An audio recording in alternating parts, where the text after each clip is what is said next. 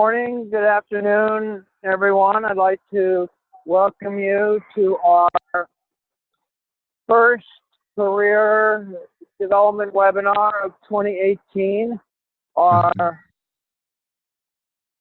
third of the season, and very pleased to have Professor Brandon Brown with us today.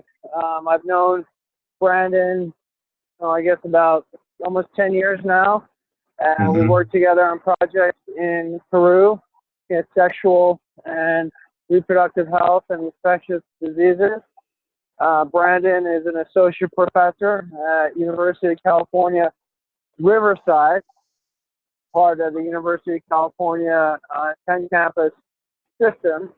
And I thought it'd be particularly relevant today for Dr. Brown to speak to us because as a PhD in global health, he's had different experiences and different career tracks than the previous physician scientists who spoke into the group. And then I saw as he put his slides together, it's some very, very important and practical experiences and considerations to share.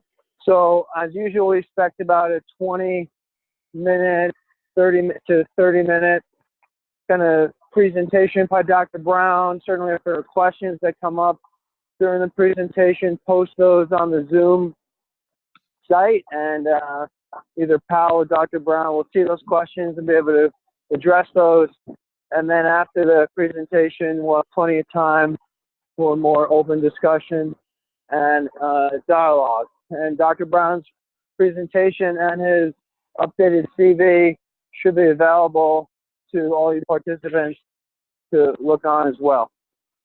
Before we get started, any specific questions at this point with any logistics or issues with the upcoming presentation?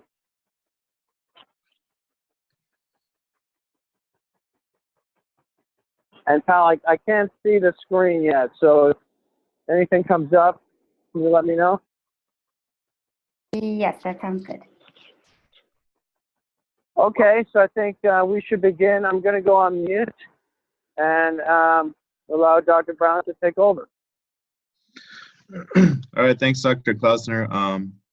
So I'm gonna give more of an introduction to me and my my story later once we go through some of the practical aspects of the academic positions. And I just want to give a caveat that much of what I learned and will be presenting today, I actually learned from Dr. Klausner, who was a mentor and who helped me negotiate for my current position.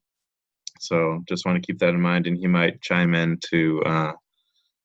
on things. Let's see. It looks like it's waiting for Bella to control my screen, but I'll keep on going.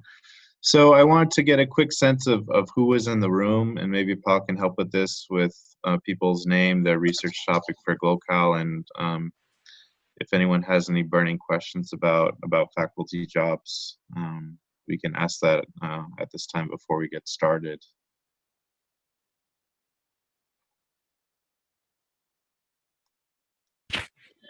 Hi, Brandon. This is Noah. We worked together before on some of the Peru work, and I am in South Africa right now working on HIV among pregnant women. I don't have any burning questions about faculty jobs at the moment. Thank you. Thanks, Noah.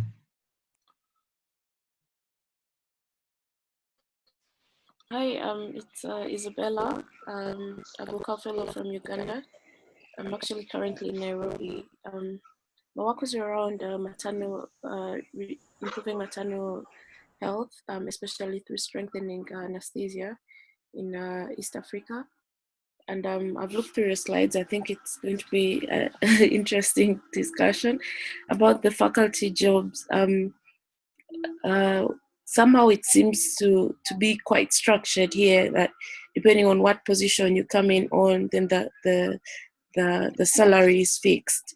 So I don't know how you'd go about it in that case. Would you, rather than applying for lectureship, apply for senior lectureship or something? Yeah, so I look forward to the discussion. Thank you. Okay, hi, This is Hariro. I am a GloCal fellow in Zimbabwe, and my topic is on traditional medicines that are used by HIV positive women. I currently don't have any questions regarding the faculty jobs, as I don't intend to leave Zimbabwe anytime soon. Thank you. Thank you.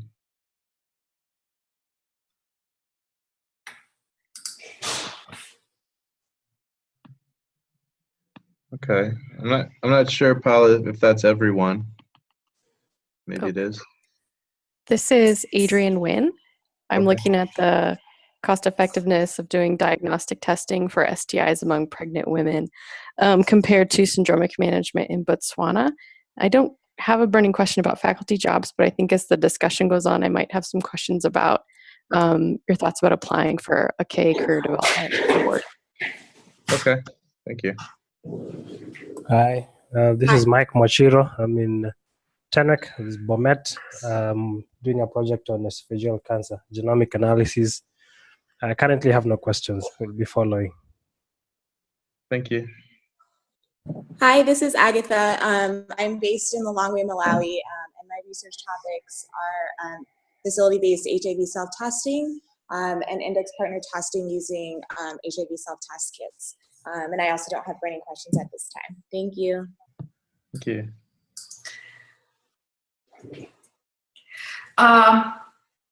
Hello. Hi, this is Aarti here. I was a previous GloCal fellow. I did my work in India looking at the exposure pathways for diarrheal disease in children under 5-year-old. And I don't have any questions yet, but I'll be following up the presentation and we'll ask it after the presentation. Thank you. Thank you. Hello. My name is Catherine. I'm based in Tanzania. I'm an emergency medicine physician, and what I do is looking at what pediatrics with respiratory distress are doing when they're put on CPAP machines. Thank you. Thank you.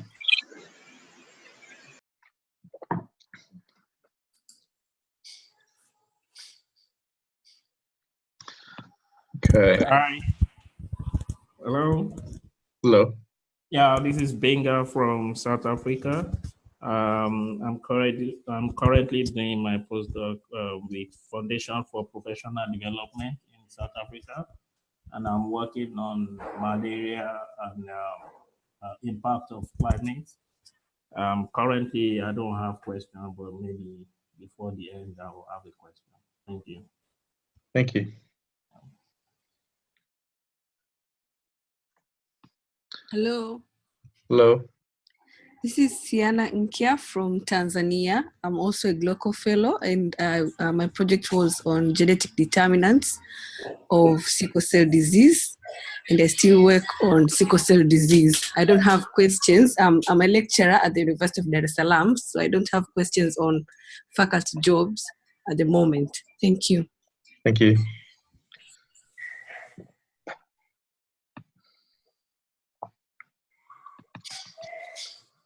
All right.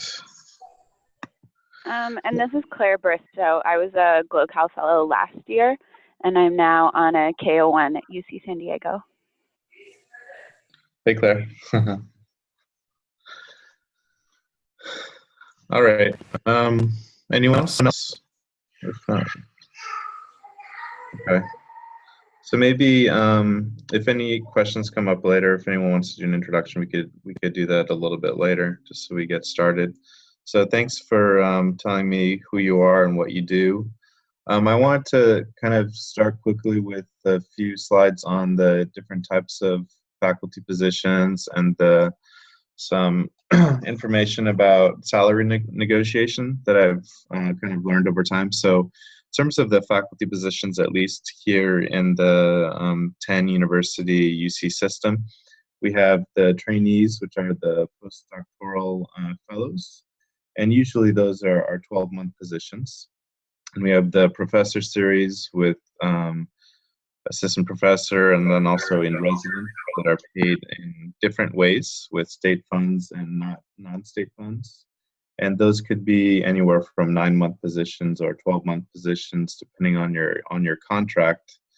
And if you get a 9-month position, a lot of times it means that if you want to get an additional 3 months of salary for the summer, you need to either teach or bring in research grants or something like that to increase your salary. And we'll go over kind of the academic salaries, I think, in the next slide.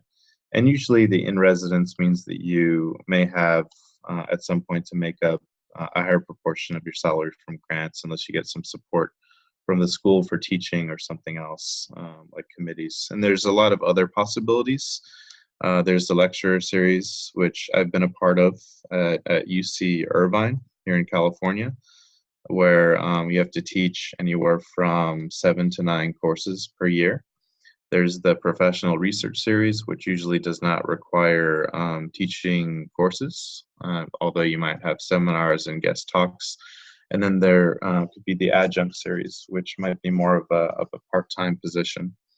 So I think the most interesting part of this talk, apart from the story that I'll tell you, is about salary negotiation, because usually we don't learn about salary negotiation in our academic careers and our academic training. So first thing early on, you kind of want to make sure that your base or your first salary is high, because a lot of times in academia, salary is a slowly moving ship. And your initial salary can affect your entire career, so you kind of want to start high. So at the university that I used to be a part of, at University of California, Irvine, with a PhD, with a postdoc, the starting salary in California, which also has a high cost of living, was around $51,000. And this is with, a doctorate. So most of us don't want to get stuck with that, especially with the high housing costs here. And the salary, when you're kind of trying to negotiate your salary with a chair for a job, doesn't necessarily have to be equitable. So ensuring equal salary doesn't necessarily matter as long as it's in the reasonable range. But so it'll be kind of up to you to justify and to ask for the higher salary. So, and you only get more if you ask for more. And if you come into a job talk and into an interview with lots of publications and independent research funding and research programs that you guys have in GloCal, you could likely negotiate for more. And then you can also justify what step you might be in the assistant professor track. So if you're closer to associate, if you're at the very beginning of the assistant professor kind of ladder rank salary, and then you kind of need to think about what else can you ask for besides the salary. So there's a lot more that, and we'll talk about this, that we can ask more. It might be moving expenses if you're coming from out of state, out of the country. It might be startup funds, because let's say you go to a new university and you need some seed grant funds to do research, or you need a graduate research assistant, or you want to go to a conference and present to your GloCal project. So you'll also need some startup funds. Other things that are possible, and some of these I learned directly from Jeff, are things like a signing bonus and a course teaching release for the first year. And very important is a guarantee of the salary. So people, you might get an offer letter saying that we'd like to offer you $90,000 and welcome, and we'd like you to start in June. But this doesn't say much about the guarantee of the salary. Is it just for a year? Is it for 2 years? How much do you need to bring in yourself, etc.? And we'll have a little activity around that. And if anyone has any questions at any time, please let me know. So we talked a little bit about the initial salary. Another part of the negotiation is to make sure to use data to kind of come to a data-driven argument of why you should get X or Y salary. So nationally, and I'm talking about most of my information is from the United States. So there's a big range in salaries between institutions, private institutions and public institutions. And there are some salary data available from public campuses. And I'll provide a link at the end of the presentation. You can kind of look those up, at least for the public universities. The private universities are a little bit harder to find. But you could look, for example, I have a few numbers here. The mean salary of an assistant professor at UC Irvine, University of California, Irvine, where I started my career, was around $86,000. And then the mean salary at New York University was $109,000. So this is a pretty big range, and most of us would be more interested in having the higher salary. But we also have to think of what goes into that. How much are people expected to bring in from grants for their salary? What is the cost of living in the area, etc. And then you could also compare your salary with those of your peers, because you can actually look up people's salaries, individuals, and find someone who's maybe just starting in the assistant professor position that has a career trajectory like you, and you could see where they started just to know where you might stand. And then there's a huge range in salaries, even within the assistant professor track. So if I look at UC Irvine, for example, the salary range could be from $14,000 to $246,000. So this is a big range. The $14,000 is most likely someone who worked part-time that year, and the $246,000 is most likely a physician who's also generating a lot of their income from clinical. Sorry, hello? Hi. Yeah, so 86,000 per annum or per month?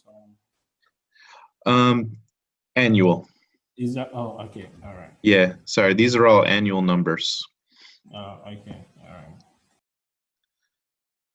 And then don't worry, because I'm going to give you a link at the end where you can look up more of these details. Other questions on this? Okay. All right. So another point of salary negotiation that is really, really super important that I actually had to utilize in my own career was to get outside offer letters. And usually offer letters, you go to another institution, you interview, they want you, they want to get you there. They're going to give you a letter saying, this is what we want to pay you to be here, and these are the perks that we're going to give you, and these are the expectations that we have of you if you decide to take this offer. And it's really interesting because offer letters usually tell you what you are kind of worth academically and money-wise. So usually you only apply to schools that you're actually somewhat interested in.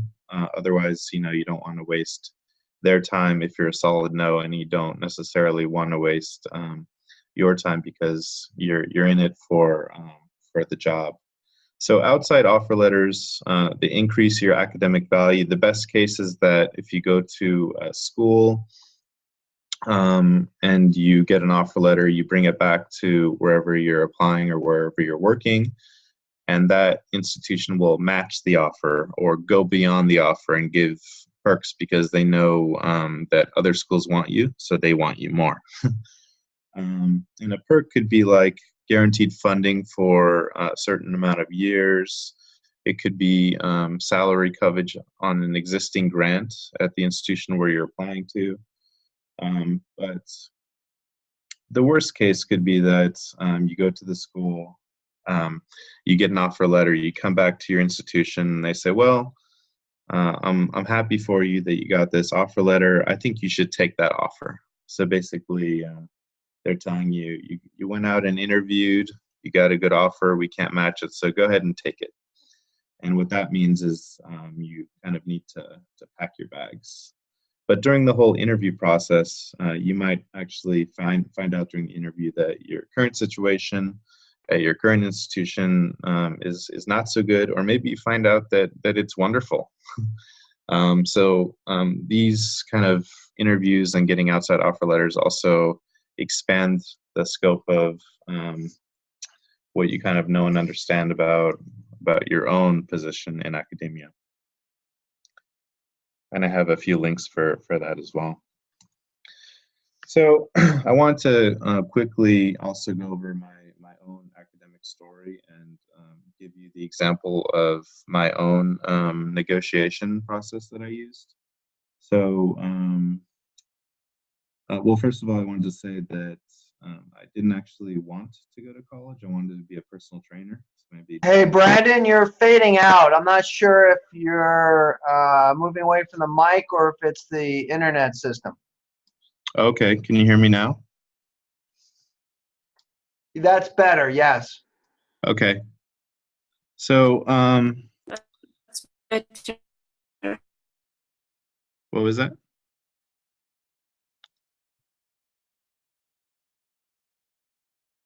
Okay. Paul, can you hear me? Yes, I can hear you. Okay, I thought someone said something.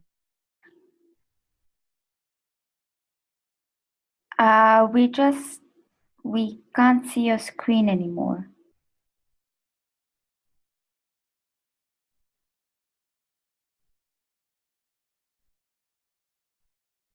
Oh, I think.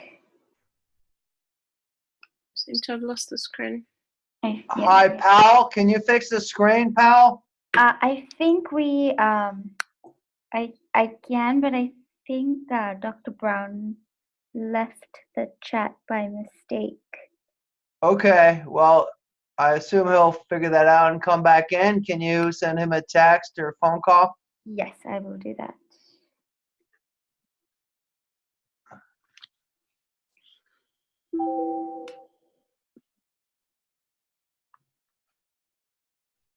While we're waiting, can I send out a message to Adrian Wynn?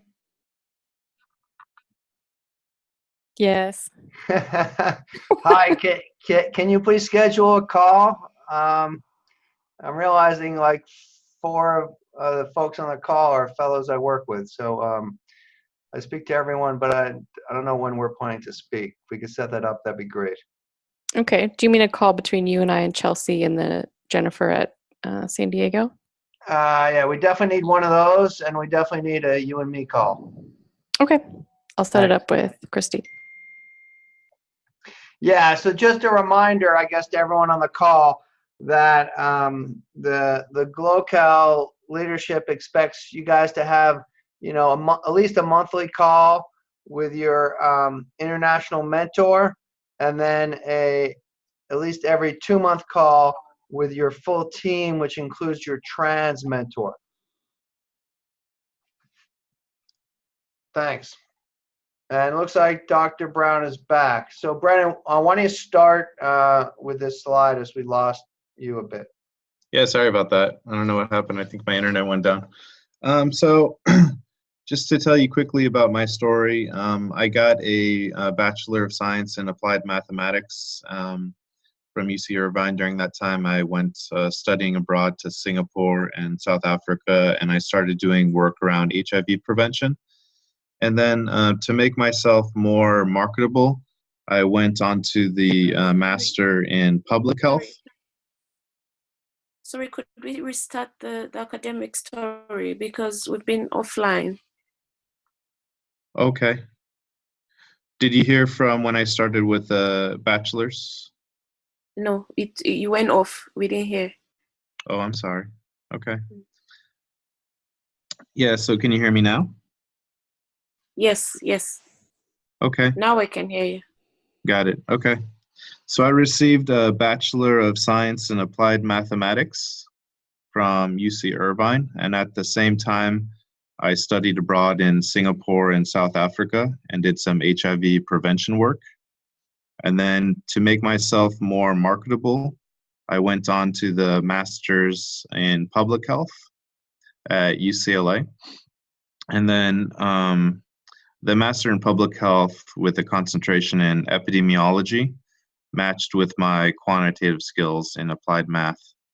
And at the time, right when I was getting ready to go into my second year for the master in public health, the economy here wasn't great. So what I did is I stayed in school, and then I applied to PhD programs, and I actually ended up going to Johns Hopkins and got a degree in global health.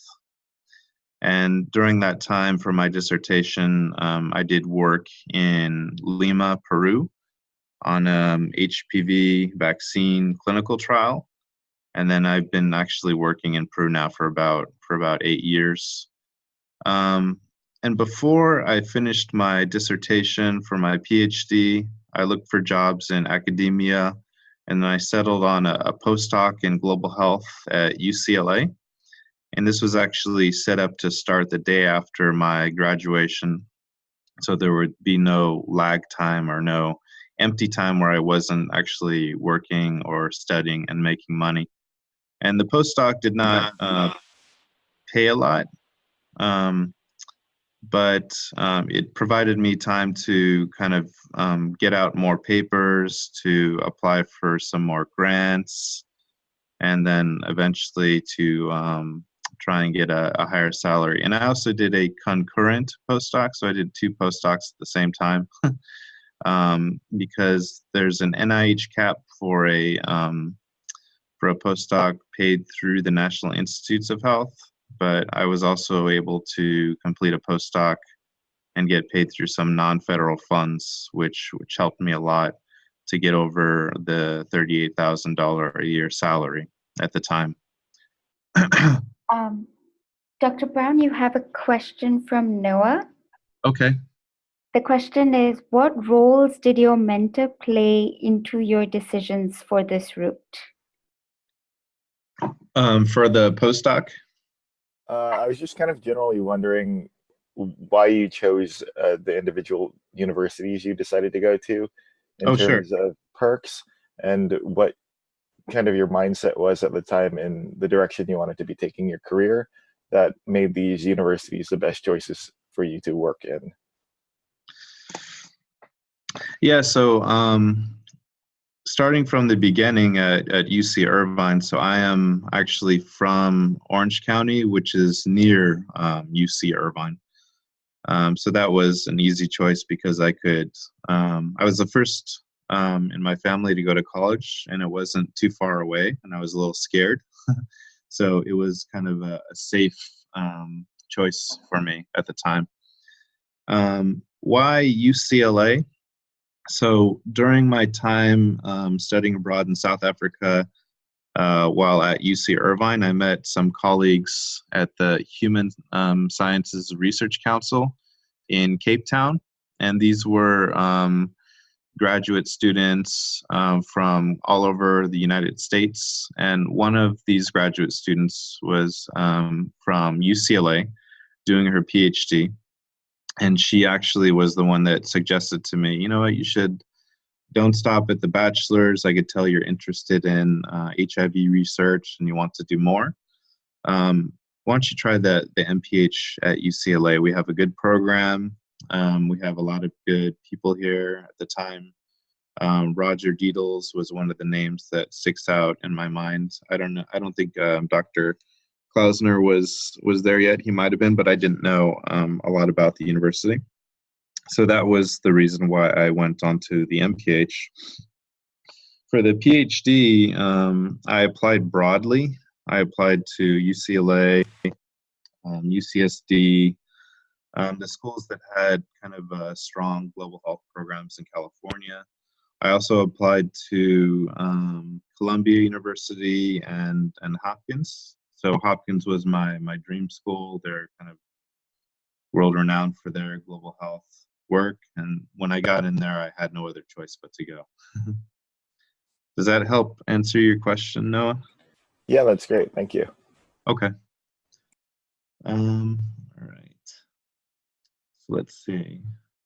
After starting my postdoc, I immediately started looking for academic jobs because I didn't want to stay within the postdoc salary for too long. This was a postdoc at UCLA. I'd come back home to California. I heard that there were some jobs open at UC Irvine, which is where I did my undergraduate degree. UC Irvine was close, and they offered me $60,000 a year. And this was actually less than my postdoc at UCLA and UCSD, which was around $73,000 for 12 months. But at UC Irvine, they made the argument that this $60,000 was for only 9 months and that I could work and do other things in the 3 summer months. And there was a verbal promise to increase my salary within a year. So I said, great, I'll take on this, my first public health job. This was as a lecturer. So I was teaching anywhere from 7 to 9 classes per year, which was it's very taxing because you have to do a lot of preparation. You're working with a lot of students. You're basically there every day teaching. The good thing about that position as a lecturer is that it was state funded, so my salary was completely guaranteed for those 9 months. But there was also a lot of burnout with teaching and research. I was still doing research in Peru. I started doing some work in Nigeria and in Mexico. I had a high administrative load. I was the undergraduate director of the public health program. I was leading the honors program. I was leading the global health initiative. So there was a lot going on. Can you still hear me? Yes, we can hear you. Okay. Yes. Yes. Okay. Just checking. So because of my burnout, because of my high teaching load, about 8 courses on average, I was getting burnt out. And eventually, in 2013, which was about 3 years in to that position, I asked for a raise. So I went to my department chair and I said, hey, I'm doing a lot. I have a lot of administrative duties. I would like to get paid more because I feel that I'm doing more than what you're paying me, which is $60,000 a year. And the response from my chair, and I didn't kind of talk to too many people before going to my chair and asking for this. He said, no, I'm not going to give you a raise, but if you go out and get an offer letter from another university, we can talk and we can consider a raise back here at UC Irvine. So I did. I applied to maybe 10 jobs at the time when I was still teaching these 8 classes a year. It was very stressful to go travel and to get people to cover the teaching. And I got 3 offers, and the highest offer was $92,000, and this was a very good raise from $60,000. So I brought that offer letter back. This was from the University of Texas Medical Branch, and I was interested in their school because they were doing a lot of really good vaccine work. I brought it back to UC Irvine, and they matched it. So they said, okay, good job. You got an offer letter. We're going to pay you that same amount for you to stay. And things are going to change. We're going to treat you better. We're going to lower your administrative load, and we're going to give you additional resources. But about a year after that, I noticed, hey, things weren't changing. There were no additional resources. I had a bad relationship with leadership. So I applied again. And I applied to my current school, which was the UC Riverside School of Medicine. They were just opening.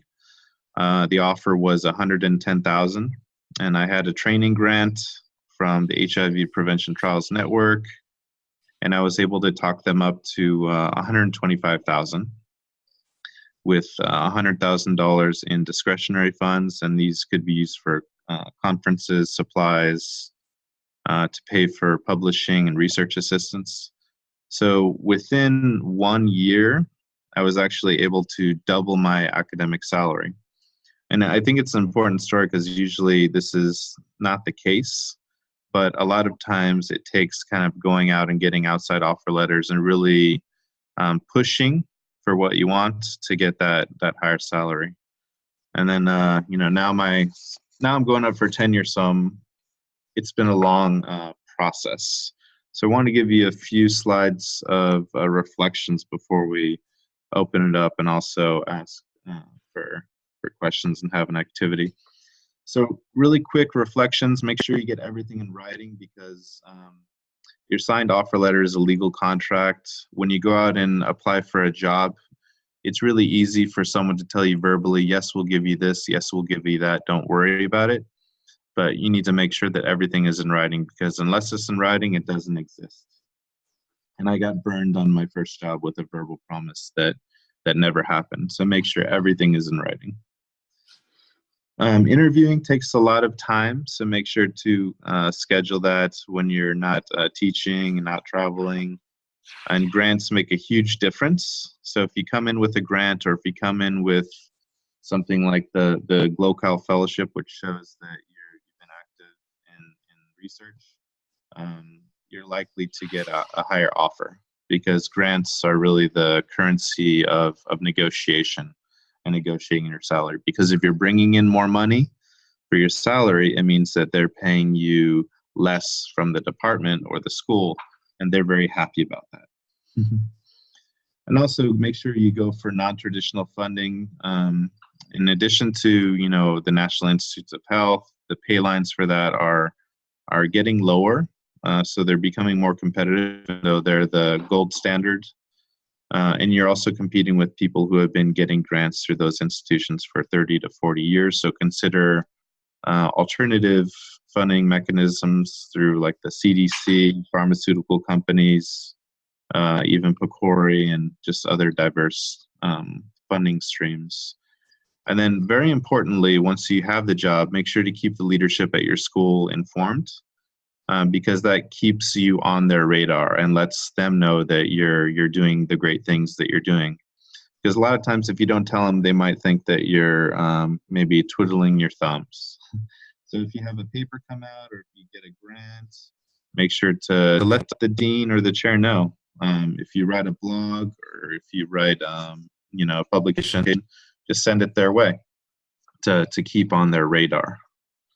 They're the people that make the decisions on how much you're paid. So they're the ones that you want to make sure know exactly how active you are. Any questions on that? Okay. So I thought that we could have something like a little practice here, and maybe you can also ask me any questions that you might have.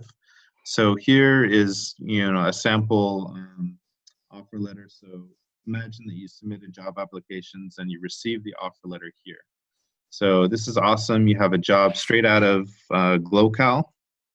And as you read this letter, tell me if you notice that anything's missing. So it says, congratulations, we're pleased to offer you a faculty appointment at the University of Your Dreams. We have targeted your start date as August 2018, and your starting salary is $100,000. And then it's asking you to please sign on the dotted line if you agree. So what do you think about this offer letter? And then if you don't want to talk about that, if you have any questions, please bring them up at this time. I think my question would be faculty appointment, but at which level? Okay, yeah, so at what level is the faculty appointment? Because the thing that they're saying is, hey, we're going to offer you the salary. They're not telling you what your faculty appointment is. That's right. So that's a good one.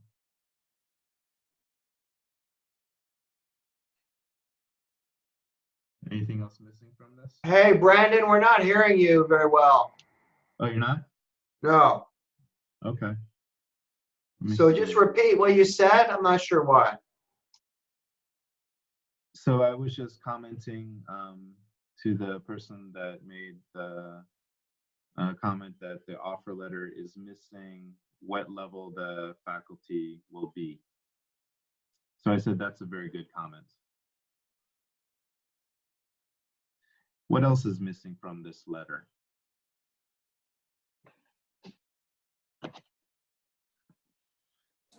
Hello. I think your responsibility, what you're expected to do, is also missing.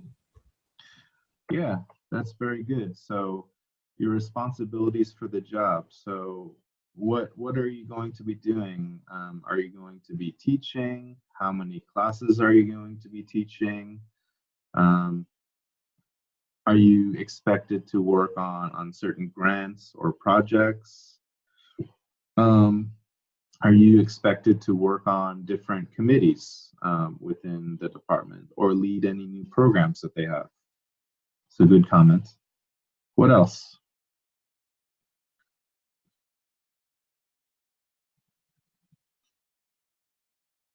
Sorry, I cut out for a little bit, so I might go over what somebody said already, but I think it's important to know how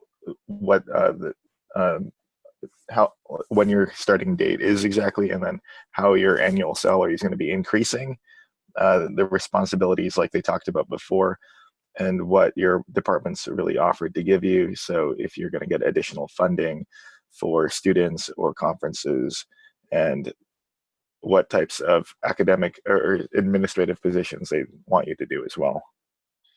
Yeah, so that's good. So are there any startup funds? So you talked about any funding for students and conferences. So let's say you get to this position, you sit at your desk, you're going to be teaching, you're going to be doing research. Are there any funds for a graduate student assistant? Is there any funds for conferences or any pilot funds for new research projects? You also mentioned the salary. So will this increase over time? Also, is this salary guaranteed? Is it guaranteed for 6 months, for a year, for 5 years? And how much of this salary do you have to bring in? So is the school paying for 100% of the 100,000? Or are they paying for 50% of the 100,000 and you need to bring in grants to fund the rest of it? So good. Anything else?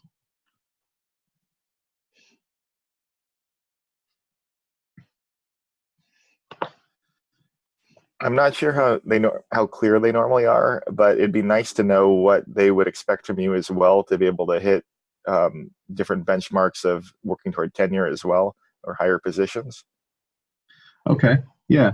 What are the expectations of you moving up in your rank as a professor? And in this letter, does it even say that you're going to be an assistant professor? In the current one, it doesn't really say too many details about that. It just says, we're going to pay this much money. It doesn't say for what. It doesn't say, what you're going to be doing, who your boss is going to be, who you're going to report to. Do you know who your colleagues are going to be? And if there's people at that university that have similar research experiences. Do you know if you're going to have an office or if you're going to have a computer? Sometimes people take those things for granted and they're not necessarily there. And if you're coming from outside of the area, so let's say this job is in New York, will they provide you with moving expenses to get to where you need to be to have that job? Do you need lab space? Is there a signing bonus? Is there an opportunity for spousal hire?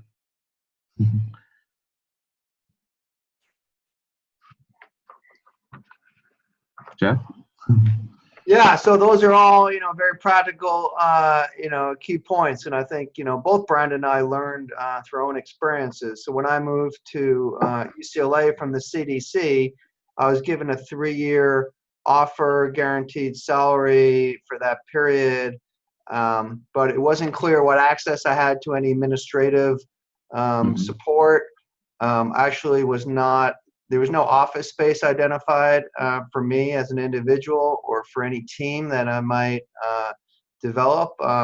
it was a pretty simple half a page offer letter. A little bit more detail, as they did talk about the 3-year guarantee of salary and $25,000 a year in terms of research startup funds. But that was it. So you definitely have to think about, okay, well, what are your practical day-to-day needs going to be, and how are they going to be met? And now, I'm on my 6th year at UCLA, and my office and team situation is still not concrete or guaranteed. I basically have office space that a different department, the Department of Psychiatry, is very generous to offer me and my team, but within the Department of Medicine, they've still not provided any workspace for me or my team. Mm-hmm. And Jeff, do you have to bring in a certain proportion of your salary from like? All right, so now, while I'm a full professor, I'm what's called soft salary. So I have to bring in 100% of my income. So every year I renegotiate what my annual salary is. So let's say next year, for the academic year 2018-2019, my negotiated salary is $225,000, and I have to show how I'm going to fund that $225,000. And then remember, that's $225,000 salary, which doesn't include the benefits, the insurance, other costs. So to be paid $225,000, I actually have to bring in about $375,000. So I have to show how I'm bringing in $375,000 a year. And, for NIH, you have a cap of, $185,000. So then I have to bring in another amount from non-NIH. So it's a constant challenge, but for me right now, it's a fun challenge. It's like running a small business, right? You're always looking for what your next opportunities are. You have people you need to support. It gives you incredible amount of freedom, right? I have 0 teaching responsibilities. I have my own clinical responsibilities that I impose on myself, but no one's telling me I have to see patients or I have to do this clinical work. I do that as I enjoy it. But there is, the ongoing stress of bringing in your own grant money to support your own income and your team's income. Yeah. Thank you, Jeff.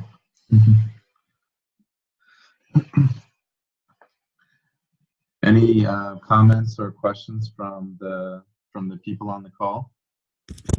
All right. So is that always the case that you have to bring your own funding, or is possible to just have a basic salary without bringing any funding or any? Yeah, so I'll comment on that briefly.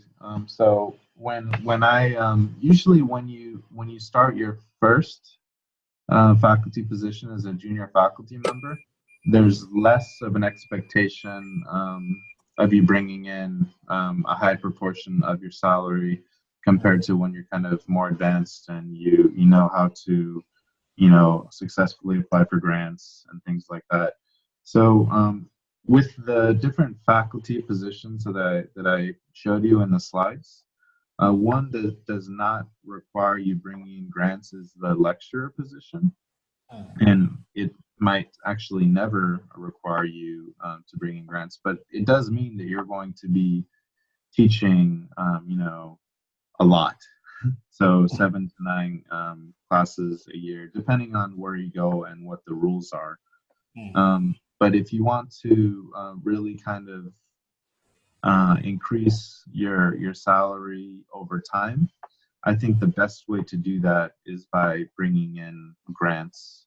And as you move up the tenure track, one of the things that they're going to look at is if you're actually bringing in outside funding, either public or private funding, with NIH still always being the gold standard.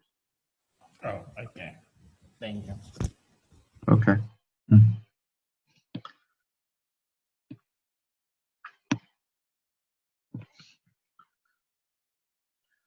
Are there questions or comments on the? Hi, I'm Catherine from Tanzania. I don't have a question, I just have a comment to just say it was great to hear the story and the negotiation. It's kind of very different in the setting that I come from, and learning from what you have done and what you have gone through, it's kind of given me an idea of how to restructure, and I would generally say it was a very useful session. So just to like highlight a picture, like right now in the hospital that I'm working at, I'm an emergency physician, but I'm the only specialist on the ground. So I'm supposed to teach clinically, I'm supposed to see patients, I'm supposed to supervise, not because no other people, nobody wants to do it, but there is no emergency physicians as well in my country. So you find yourself cornered and you have a lot of things to do. And I think looking at the process that you went through kind of brings an idea of how to negotiate and kind of narrow what I'm doing currently into focusing in my research career, which I love so much, but it's very overcrowded by all these other things like teaching and seeing patients and administrative by default because you are the only senior in the department. So thank you for sharing the story. Thank you. Yeah, thank you. I also am reading a question on the chat. It says, how did you decide to apply for the university position you did as opposed to a K award? So during my time in the postdoc, I was a PI or a principal investigator for a few grants, and in consultation with at the time Tom Coates, who was my academic mentor, he suggested that I could either do a K award or I could just apply for a faculty position. Now, a K award is great, and I think Dr. Bristow on the call could kind of tell us more about what that involves, because it provides a lot of secure salary. It guarantees you an academic appointment at the university where you're kind of bringing the K2, and it helps to get you started in the academic position. So a K award is great for that, and especially if you want to have that guarantee of funding and you don't want to initially right away kind of worry as much about bringing in grants to support your salary. So the K kind of takes care of that for up to 5 years. But maybe Claire can share with us why she applied for the K and some of the benefits of the K as a recent awardee. Yeah. So part of the reason why I applied was because I wanted to stay at UC San Diego, and there weren't any positions open other than those in which you would have to bring in your entire salary through grants. And so I think it's a really good option for somebody who doesn't want to or isn't able to move to a new institution. And then additionally, I think, so it provides, depending on which institute through the NIH you apply through, it provides somewhere between 3 and 5 years of guaranteed salary support. Most of them, it's around 75% of your salary, up to maybe 90%, depending on which institute. So you still do have to bring in other funding. And then the university so they still have to provide that position for assistant professor, but it just, by getting the K, you're kind of incentivizing them to give you that position because you're saying that you're going to bring in your entire salary. So they still have to hire you through formal processes, but it gives you leverage. Yeah. Yeah, that's great. Yeah, and were you able to kind of utilize the K to negotiate for a higher salary, since you're bringing in a high proportion of your salary? So I'm going to have to drop off. I have another call, but you guys should please continue, and I'll let Brandon and Pal take it from here. Thank you. Thanks, Dr. K. So to answer your question, there was some opportunity for me to negotiate my salary, but still 100% of my salary is supported through grants, so I had to justify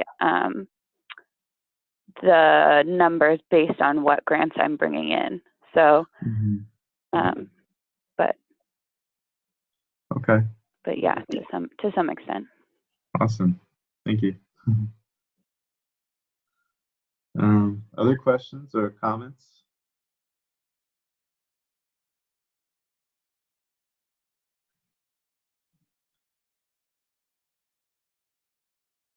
All right.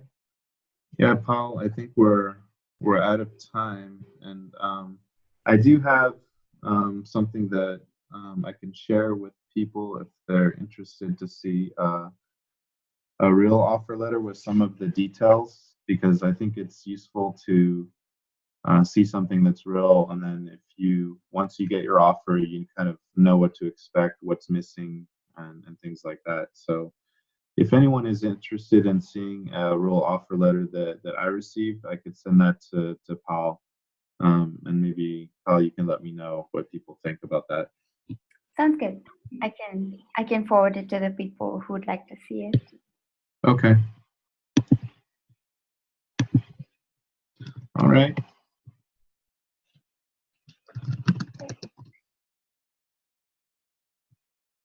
So if there's no more questions, I will do that. I'll send the letter to Paul, and then if you have any other questions, please let me know. My email and phone number are at the end of the slides, I believe, that you can reach me anytime. And then there's some references at the end of the slides that talk about the different salary scales and how to negotiate for your position and things like that. So yeah, hope it's useful. Great, thank you very much. That was really useful. Yeah, thank you. Thank you. Sorry, Brandon, can I have the last slide of references? Yeah. Yeah. Thank you. And I think you guys are going to be getting a copy of all these slides. It's actually shared on the calendar invite.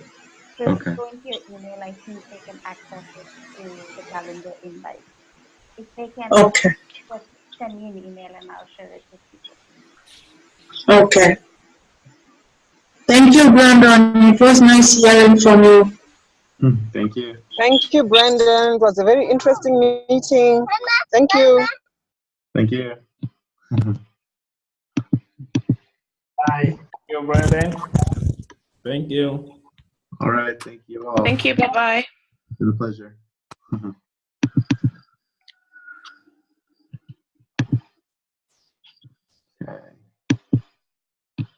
Perfect.